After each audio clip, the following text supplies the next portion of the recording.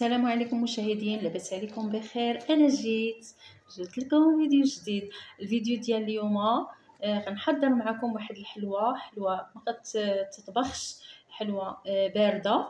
المكونات ديالها غنحتاجوا الكاوكاو اللي هو الفول السوداني 250 غرام، شوكولا بيضاء، شوكولا سوداء، هادو البيضاء والسوداء للتزيين، ومعجون التمر.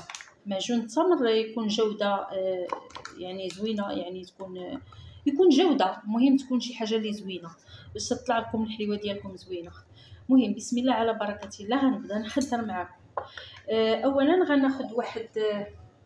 غناخذ الهاشوار، غنطحن فيه الفول السوداني ديالي، حيت اصلا كان التمر مكمول غنطحنو هو والتمر، ولكن انا عندي عجينه التمر لا داعي باش نطحنها مع الفول السوداني. غنحاول نطحن الفول السوداني لوحده. نتوما غنطحنوا الفول السوداني.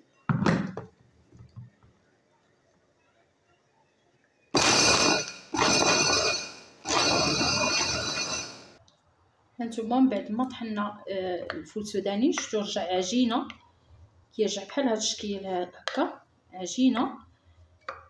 بهذه الطريقه هذه حاولوا طحنوه تيرجع عجينه باش تيساعدنا على الخدمه. غناخذ واحد طاسه غنخوي فيها هاد العجينه ديال الفول السوداني. هانتوما المشاهدين بعد ما درت العجينه التمر ديالي غنزيد عليها واحد 2 ملاعق صغار ديال القرفه. صراحه القرفه ما شاء الله كتجي زوينه بزاف، تجي زوينه في هاد الحليوه هذه، كيجي المذاق ديالها رائع. دابا غنبدا نخدم الخليط ديالي. غنخدموا التمر مع الفول السوداني، غنحاول نخدموه بهذه الطريقه هكا. الا ما بغاش يتجمع لكم تقدروا تزيدوا عسل حر او ملعقه مربى. انا الصراحه غنشوف الا تجمع ليا غنخلي غير هكا، ما تجمع لياش غنضيف له ملعقه كبيره ديال العسل الحر.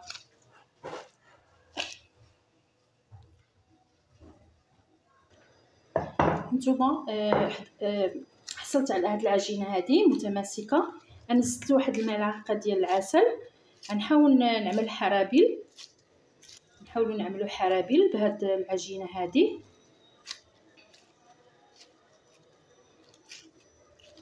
نعملوا حرابيل بهذا الشكل هكا. هانتوما المشاهدين الحرابيل بحال هكا نديرهم بحال هكا، حاولوا ديروا لهم بحال هكا دغيا كيتحربلوا مع مجموعين فيهم. انا زدت معلقه ديال العسل، هذاكشي علاش تجمعوا دغيا يكونوا مقادين نفس، حيت اصلا راه غيتقطعوا في الاخر ماشي مشكل، واخا ما يكونوش نفس العبار ماشي مشكل. المهم يكونوا تكون متماسكه، العجينه ديالنا تكون متماسكه، هذا هو المهم.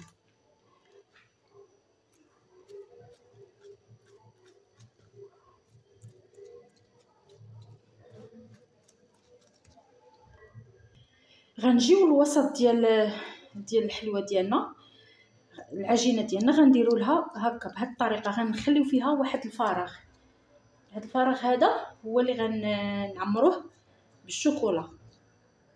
ندوبوا الشوكولا البيضاء وغنعمروها هنا، غنخليوها في هذا الفراغ هذا. انا نعمل فراغ حتى في هذه الثانيه، نحاول نعمل فراغات فيهم بهذه الطريقه هكا.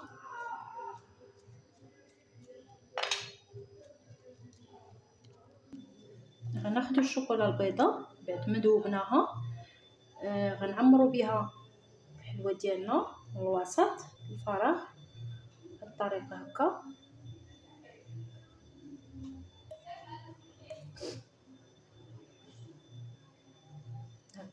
الطريقه حتى نكملو. غناخد هنا في جيب الحلواني غناخد شوكولا سوداء وغنعمل بها خطوط بهذا الشكل هذا، هكا بهذا الشكل.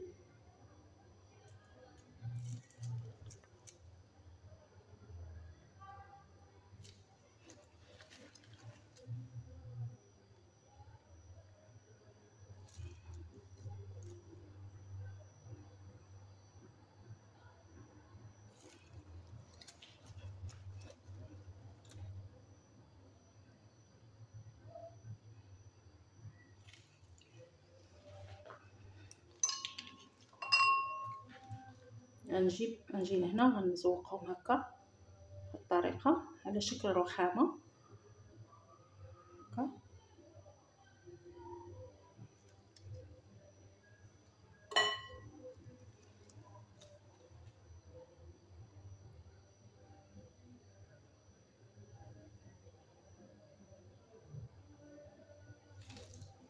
مازال عاد ما كملتهمش، غنخليهم شويه على ما يجمد لي الشوكولا، نقطعهم باش نزينهم بالججلان.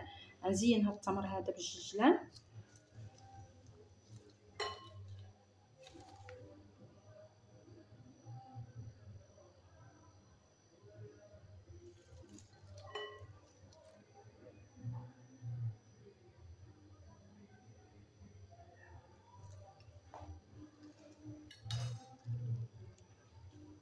دابا غنخلي الحلوه ديالي على ما الشوكولات يشد راسو مزيان يجمد، ومن بعد غنرجع نقطعها معكم.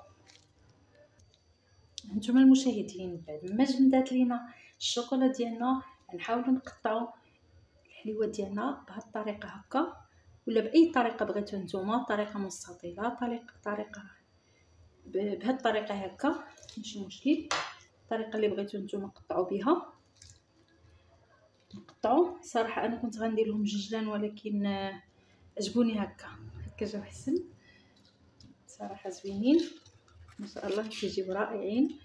نحاولوا نديروا الكويرطات، وكل حليوه درناها غنحطوها في الكويرط بهذه الطريقه.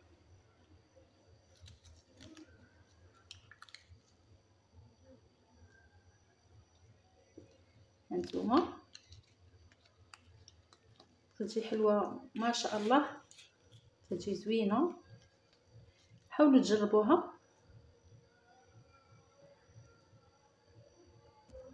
هانتوما نقطعوهم بهذه الطريقه هكا، بغيتو تصغروهم صغروهم، بغيتو تكبروهم على حسب نتوما شنو بغيتو كيفاش بغيتو ديروهم، كيبقى الاختيار ديالكم والذوق ديالكم نتوما.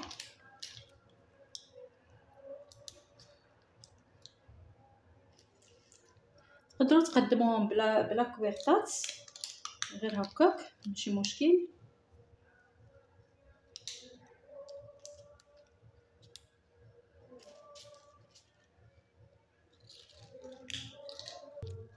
هانتوما المشاهدين هاد الحلوه ديالي وجدات، انا رجعت معاكم. كي جاتكم الحلوه ديالي صراحه الله خدشي ما شاء الله خدشي زوينه في المذاق، جربوها.